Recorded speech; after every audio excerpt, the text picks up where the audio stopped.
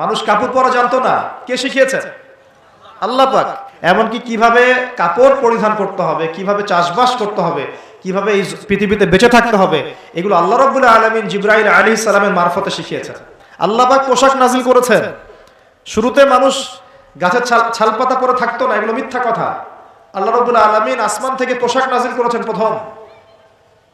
জিবরাইল আলাইহিস সালাম শিখিয়েছেন কিভাবে সুতা বুনতে হয়, কিভাবে জমি চাষ করতে হয়, কোন কোন গাছ উপকারী, কোন কোন গাছ উপকারী নয়, কোনটা আমরা খেতে পারবো, কোনটা খেতে পারবো না, কোন প্রাণী আমাদের জন্য খাওয়া ভালো হবে, কোনটা খাওয়া ঠিক হবে না, আল্লাহ পাক ওহীর মাধ্যমে জানিয়েছেন। এগুলো আমরা জানতাম না, এগুলো আমরা জানতাম।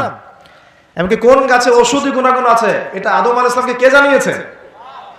আল্লাহ পাক তার ওহীর মাধ্যমে জানিয়েছেন। এই যে আমরা এখন সভ্যতা নিয়ে এত কথা বলি, সত্যি কথা হচ্ছে সভ্যতা শুরু হয়েছে নবীদের হাতে, আর সভ্যতা প্রসারিত হয়েছে নবীদের হাতে, আর সভ্যতা শেষও হবে একজন নবীর হাতে।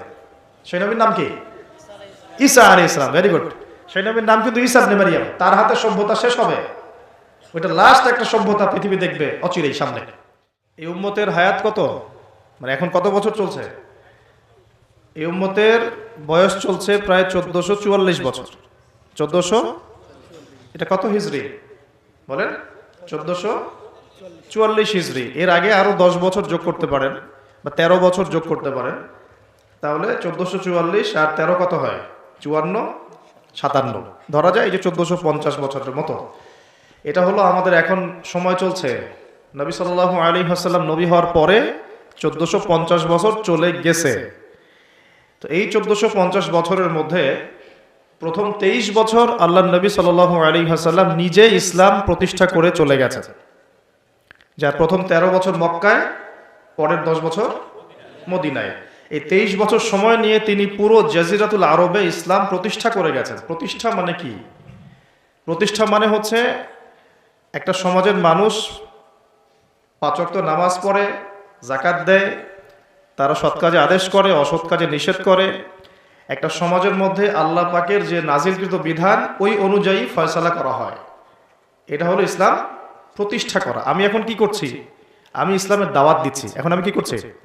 দাওয়াত দিচ্ছি। মনে করেন যে আল্লাহ না করুক এখানে কেউ কাউকে ধর্ষণ করলো, নাউজুবিল্লাহ, বা কেউ মদ পান করলো, বা কেউ মুরতাদ হয়ে গেল। মুরতাদ বোঝেন কি?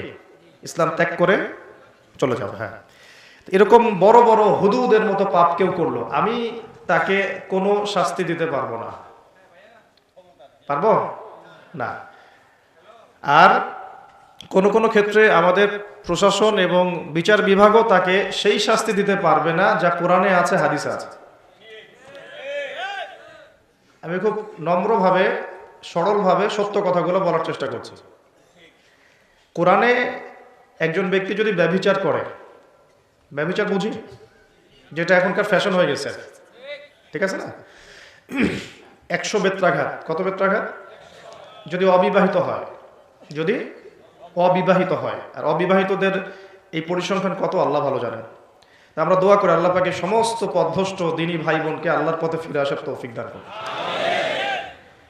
সূরা নূরের উপর আমল করার তৌফিক দান করুন।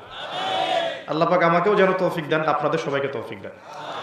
আর যদি সেই ব্যক্তি বিবাহিত হয়, বিবাহিত হলে পাথর নিক্ষেপ করে রজম, অর্ধেক কোমর পর্যন্ত মাটিতে পুঁতে ফেলা, তারপরে পাথর নিক্ষেপ করে রজম করা।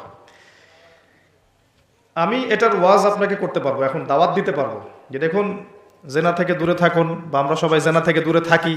যদি বিবাহিত হয়ে এই কাজ কেউ করেন তাহলে এই শাস্তি হবে, যদি অবিবাহিত হয়ে কেউ করেন তাহলে এই শাস্তি হবে। কিন্তু আমি আপনাকে শাস্তি দিতে পারবো না। পারবো? এই ইখতিয়ার, এই ক্ষমতা, এই অথরিটি আমার কাছে নাই। এমনকি এই শাস্তি কোনো কোনো ক্ষেত্রে রাষ্ট্রীয়ভাবেও আপনাকে দেয়া হবে না, বা দিতে পারা যাচ্ছে না। চুরি করলে কি করতে হয়? কোরআন বলেছে হাত কেটে ফেলো। কে বলেছে?